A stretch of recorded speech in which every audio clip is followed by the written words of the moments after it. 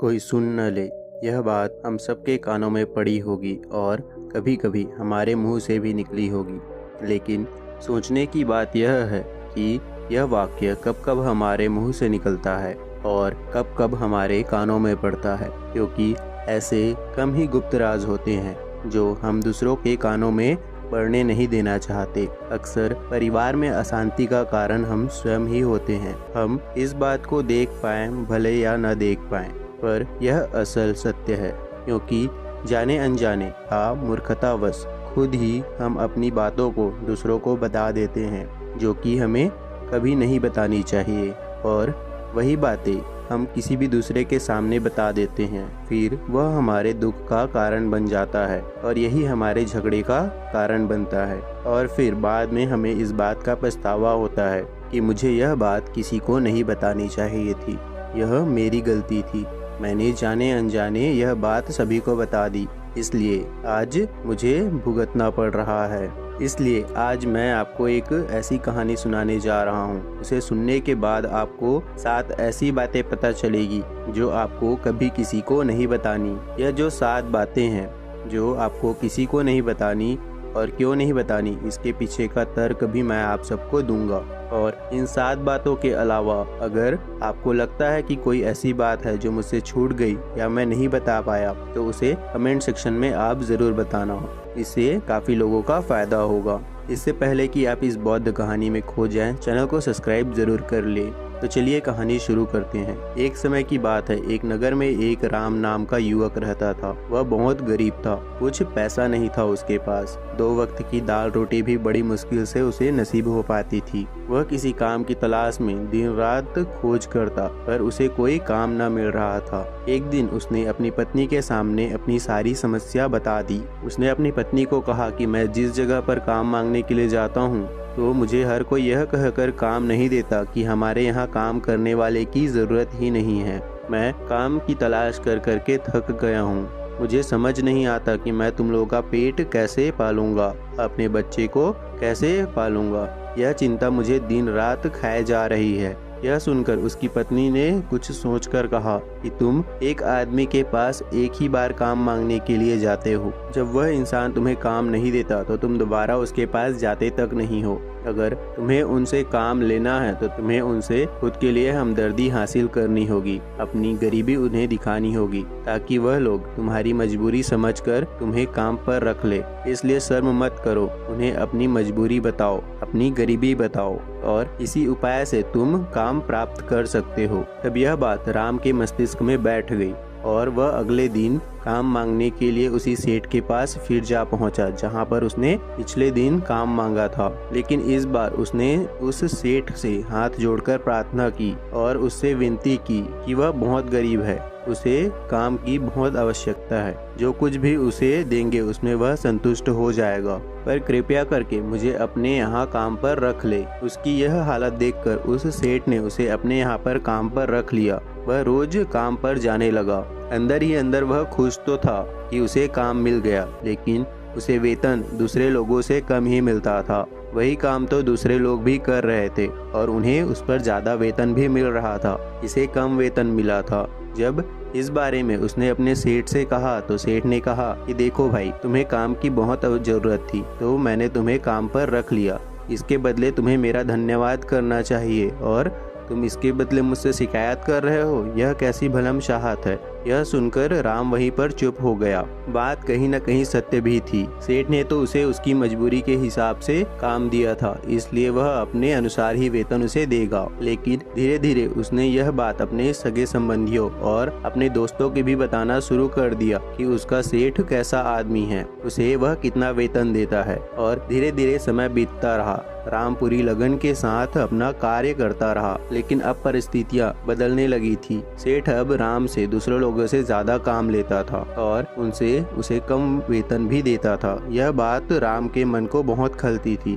और दूसरों से ज्यादा मेहनत कर रहा था और कम वेतन पा रहा था। इससे उसके आत्मसम्मान को बहुत गहरी चोट लगी। अब धीरे धीरे उसका अपने काम से मन हटने लगा था। और यह भी बात सत्य है कि ऐसी जगह किसका मन लगेगा जहां आदमी को अपने आत्मसम्मान के साथ समझौता करना पड़े। इसलिए जल्द ही उसने अपना वह काम छोड़ दिया और वह घर पर आकर खाली बैठ गया। अब उसके पास घर का खर्चा चलाने के लिए भी पैसे नहीं बचे थे। इसलिए उसने अपने सगे संबंधियों और अपने दोस्तों से सहायता मांगने की शुरुआत की। लेकिन उसके दोस्त उसके सामने तो उसे दया का पात्र समझते थे, उसे दिलासा भी देते थे, लेकिन पीछे से उसका मजाक उड़ाया करते थे।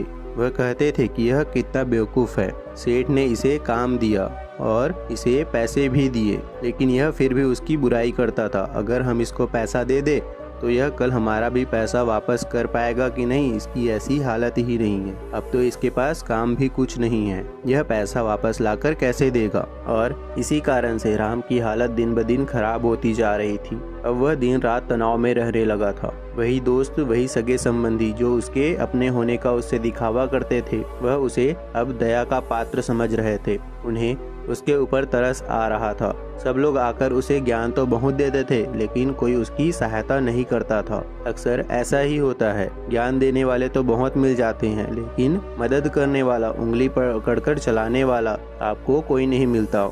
एक दिन उसे पता चला कि पड़ोस के एक गांव में बौद्ध भिक्षु आया हुआ है जो बहुत ही ज्ञानी है। राम इतना तनाव में तो था ही, उसे कोई रास्ता नजर ही नहीं आ रहा था। इसलिए चाहे अनचाहे वह बौद्ध भिक्षु के पास पहुंच जाता है। वहां पहुंचकर वो सीधा उनके पैरों में गिरकर रोने लग जाता है। वह रोते रोते अपनी सारी परिस्थिति उसे बताता है। उनसे कहता है कि कैसे सेठ उसका फायदा उठाया करता था, उसके सगे संबंधी उसके साथ कैसा व्यवहार करते हैं। यह सारी बातें सुनकर भिक्षु ने उसे चुप कराते हुए कहा कि भंते, यह समस्या तुम्हारी बुद्धिहीनता के कारण और तुम्हारी मूर्खता के कारण ही उत्पन्न हुई है। अगर तुम्हारे अंदर थोड़ा भी विवेक होता तो इनमें से एक भी समस्या तुम्हारे चित्त को दुखी नहीं कर सकती थी, लेकिन तुमने अपने कारण ही, अपने मूर्खता के कारण खुद के रास्ते में कांटे बिछा दिए। आज मैं तुम्हें 7 ऐसी बातें बता रहा हूँ जो भी तुम भूल कर भी किसी को मत बताना, और इन बातों का अनुसरण करते हुए तुम बाहर से मिलने वाले दुखों से तो दूर ही हो सकते हो जो बेवजह दुनिया की वजह से तुम्हारे अंदर पनपते हैं, और तुम ऐसी और कितनी भी समस्याओं से बाहर रह सकते हो। पहली बात तो जो तुम्हें किसी को नहीं बतानी चाहिए वह है अपनी मजबूरी। अपनी मजबूरी का दिखावा करके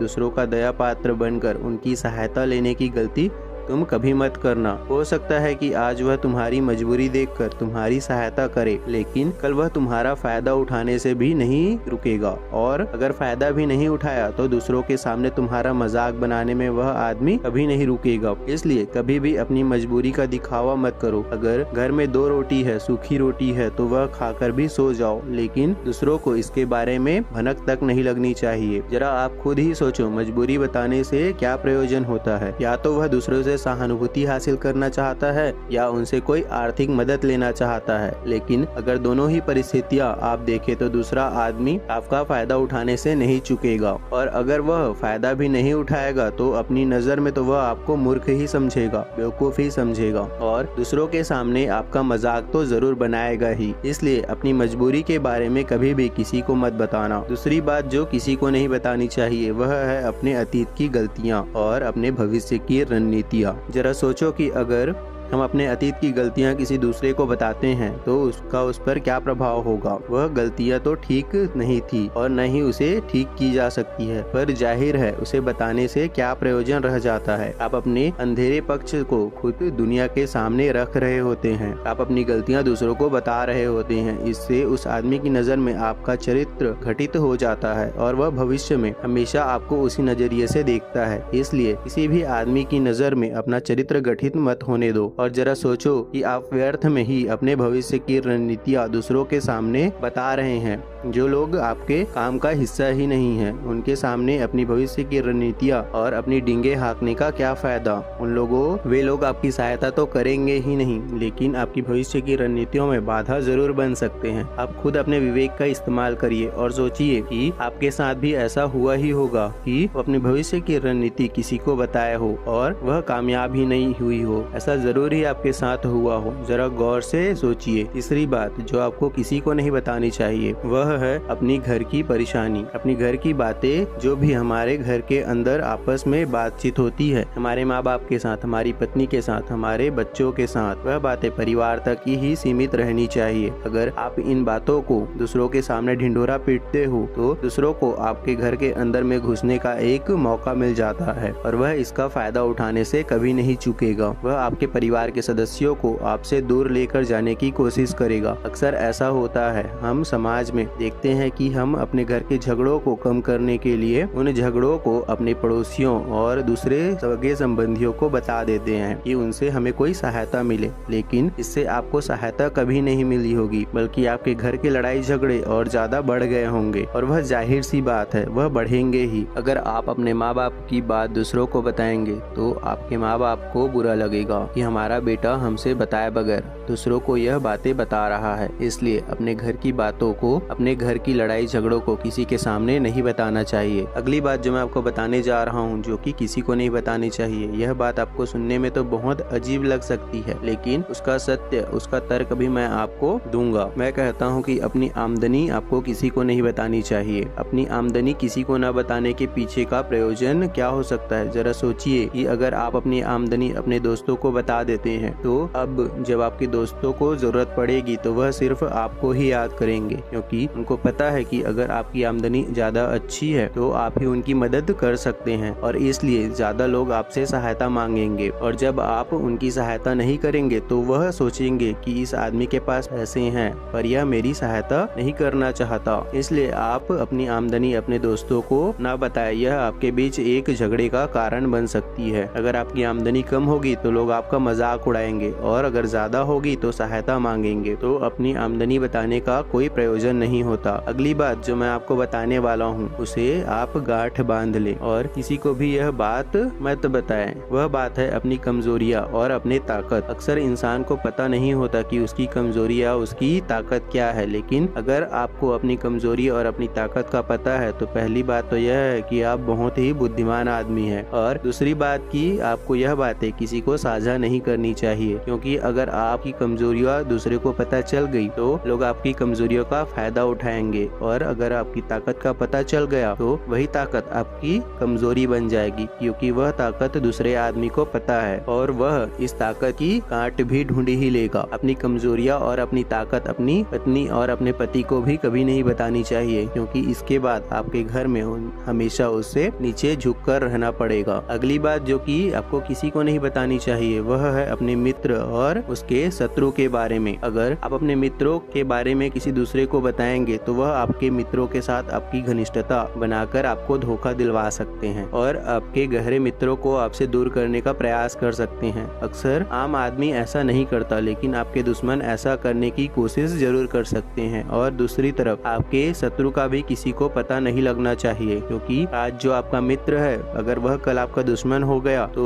वह आपके शत्रु के साथ मिलकर आपको परास्त कर सकता है, आपको धोखा दे सकता है। इसलिए सबसे अच्छे दोस्तों को भी अपने दुश्मन के बारे में कभी नहीं बताना चाहिए। अगली और आखिरी बात जो मैं कहना चाहता हूँ, तुम्हें जो किसी को नहीं बतानी चाहिए, जब तुम दान करते हो तो अपने दान के बारे में किसी को मत बताना, नहीं तो दान करना व्यर्थ हो जाता है, वह बेकार हो जाता है। जब आप अपने दान का ढिंढोरा पीटते हो तो आप यह बताना चाहते हो कि मैं कितना बड़ा दानी पुरुष हूँ और यह आपके अंदर एक अभिमान निर्मित करेगा। इसलिए दान को गुप्त रूप से किया जाना चाहिए, उतना ही अच्छा होता है, उतना ही वह फलदायी होता है। जो आपका बायां हाथ दान कर रहा हो तो आपके दाएं हाथ को भी पता नहीं चलना चाहिए कि बायां हाथ दान कर रहा है। यह 7 बातें जो बौद्ध भिक्षुओं ने राम को बताई, इनमें संसार के सभी सिद्धांत छिपे हुए हैं। इन बातों का अनुसरण करते हुए आप अपने घर में सुख शांति बना सकते हैं और घर के झगड़े हमेशा के लिए दूर कर सकते हैं। आप इन बातों के बारे में अपने विवेक से भी सोचेंगे तो आपको यह बातें सच ही मालूम पड़ेगी। और हमारा कहानी सुनाने का मकसद भी यही है कि आपका विवेक जागृत हो और आप खुद उन बातों के बारे में विचार करें।